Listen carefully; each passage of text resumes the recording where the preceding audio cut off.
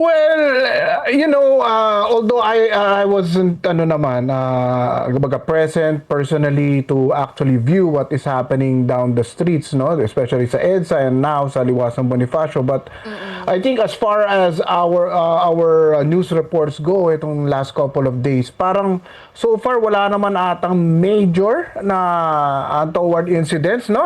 So far as I am concerned, no, parang wala naman ako nababasang ganun.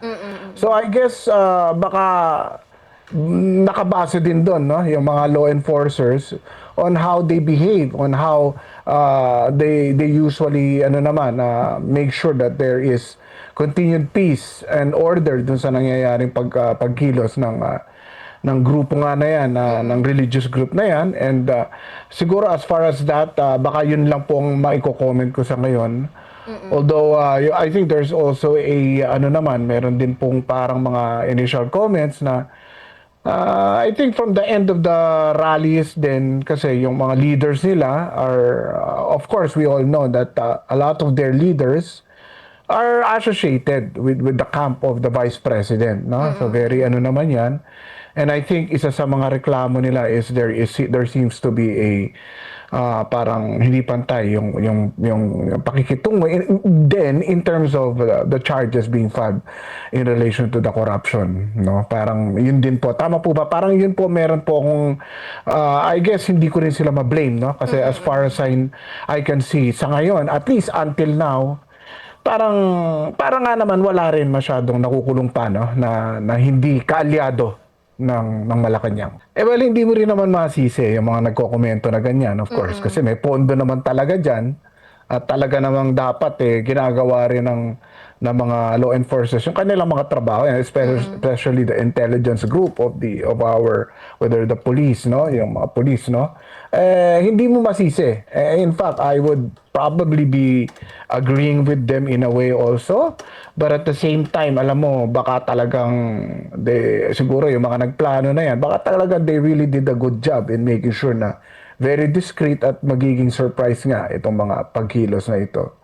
And yun naman ang masasabi ko po doon. Pero parang hindi ba yun parang clear lapses kung sakali on the part of It the is. law enforcement, sir? Kasi like you Oo. mentioned nga, no, ibig sabihin, kaya silang malusutan ng ganong simple. Kahit nung weekend, parang may mga nagre-resurface na kasi sa social media po, sir, dito sa, napipintong rally po. Totoo yun, and I wouldn't deny that. Siguro, ako, kahit ang tingin ko na, that was a lapse in, naman, talaga. Yung lapse in security, lapse in intelligence. Talaga, kahit kanino mo itanong, ganun ang tingin natin doon. And I would agree with that. And sa laki ng budget, baka kailangan ayus-ayusin naman at medyo dagdag ng konti yung pag-i-intelligence sa di ba? So kumbaga paghahanap ng mga any information that would probably point into future activities na mangyayaring katulad nito. Nung panahon ng 86, yung reason yung very legacy ng lugar na yan, it was because the people want to end an authoritarian government or the dictatorship that has so far really cost a lot of lives of different talagang freedom of our country. And somehow you can't help but think na itong nangyayaring pagkilos na to ay freedom din naman, pero freedom from accountability. So, di ba? May pagkakaiba po yan. At tayo, ang gusto natin, magkaroon ng accountability, pananagutan ang mga nagkasala.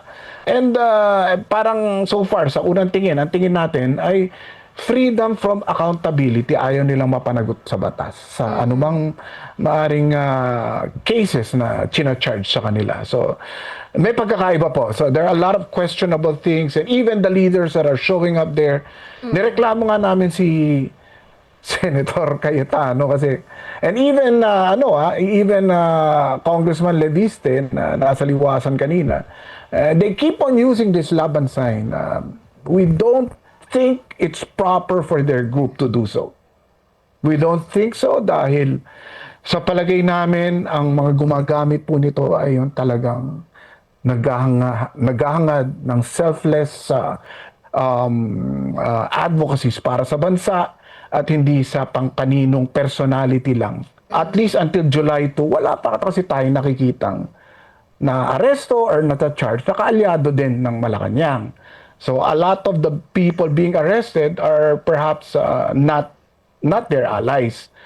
Ngayon, if Malacanang or the ombudsman will make good with the promises that they have been releasing since last year at nung huli nga nung May, the month of May, nagbitaw din ng ombudsman ng salita na kakasuhan nga raw si former Speaker Romualdez, baka magbago yung pananaw ng mga tao na they are just being selective.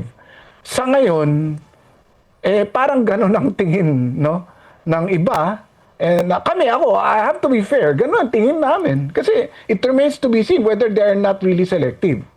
Pero kaya nga, I really hope they show na they are not. At kung tutuparin nila yung yung nilabas silang statement that Mr. Romualdez is about to be charged last May, then magbabago yung paningin ng mga tao, di ba? At para kasi nga nangyari doon, naglabas lang ng statement si former speaker na, di ba, kung matatandaan niya na nasa news outlets yun naglabas siya ng video statement and he was actually saying na I will not go down alone. Kung matatandaan niya, may ganon, di ba? Yes po. And then after that, wala na nangyari. Tumahimik na yung ombudsman.